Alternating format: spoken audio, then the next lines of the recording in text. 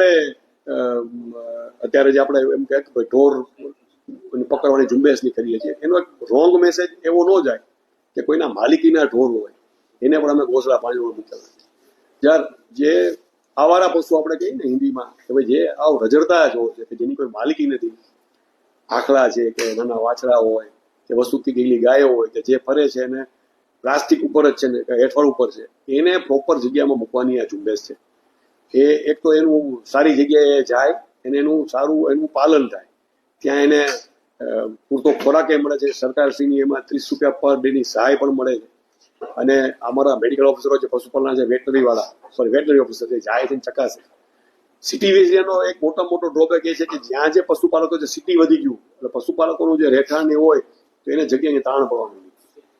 અમે એક પોલિસી માટે સરકારશ્રીમાં એક સૂચન કરવાના છે, અને જો અમારા લેવલ થશે, જો અમારા સત્તામાં અમે એ કરશું કે એને છે ને એને ખાલી મકાન આપી દઈએ 100 ચોરસ વાર, એ પૂરતી વસ્તુ નથી. એના માટે છે પણ એના પશુ માટે પણ જે જરૂરિયાત બધું ઉપલબ્ધતા જમીનની કરાવી જોઈએ.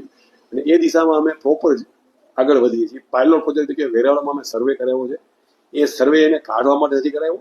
એ સર્વે વેરાવળમાં અત્યારે પશુપાલકો કેટલા છે, એની પાસે કેટલા ઢોર છે અને એને સાચવવા માટે શું અમે કરી શકીએ સારું, એ દિશામાં અમે વિચારીએ છીએ.